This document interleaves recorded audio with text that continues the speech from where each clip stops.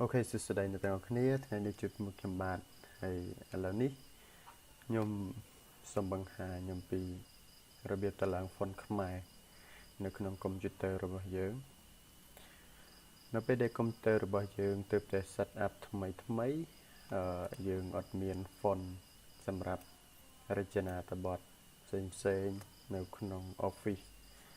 ហើយនៅក្នុង Office នេះនៅពេលដែលយើងតឡើងមកគឺវាដាក់ឲ្យ default មកគឺដូនពេញអញ្ចឹងវាបានតែពុំអក្សរមួយបែបហ្នឹងទេយើងចង់ដាក់ចំណងជើងឬក៏ដាក់ body អីអក្សរផ្សេងក្រៅពីនឹងអីក៏វាអត់បានអញ្ចឹងណាអញ្ចឹងដើម្បីតឡើងពុំអក្សរខ្មែរឲ្យបានច្រើនយើងចុចក្នុងប៊ូតុង search នេះមកយើងវាយពាក្យថា fontវានឹងលោតចេញផ្ទាំងមកឲ្យយើងជ្រើសរើសដាក់ font setting system កន្លែងនេះយើងចុចលើវាមកអូខេវានឹងបង្ហាញបែបនេះយើងគ្រាន់តែយក font ដែលយើងបានដោនមកយើងគ្រាន់តែទាញវាមកតម្លាក់កន្លែងហ្នឹងមកគឺវា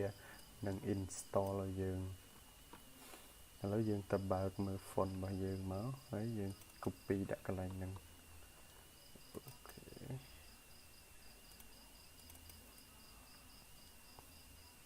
េនេះ font ឥឡូវយើងទាញវាមកចេះហៀងហើយទាញនេះមកចេះហៀងមកអូខេ font ច្រើនណា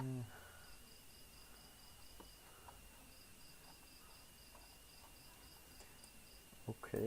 យើងទាញវាមកហើយយើងដាក់លើនេះ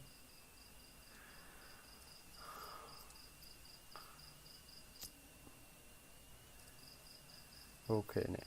នៅពេលដែលចេញ copy អញ្ចឹងមកយើងតម្លាក់លើនឹងមកហើយអូខេយើងចុច all យើងចុច correct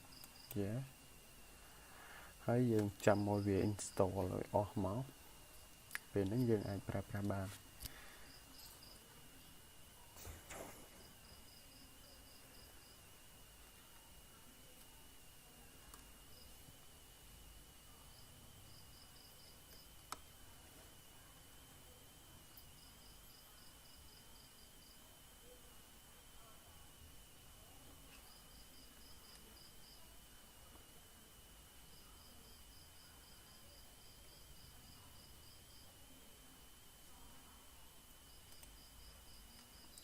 អូខេឥឡូវវាជិតផុតហើយ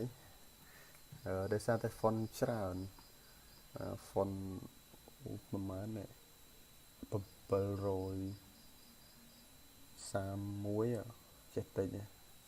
តែអញ្ចឹងដើរយូរ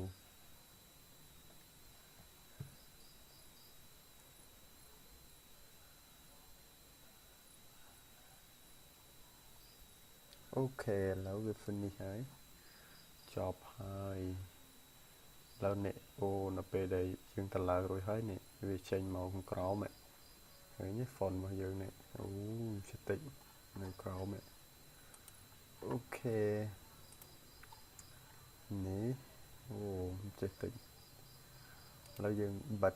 វាមកយើងសាកទៅបើក Microsoft របស់យើងចង់ដូរ font មានអត់នេះ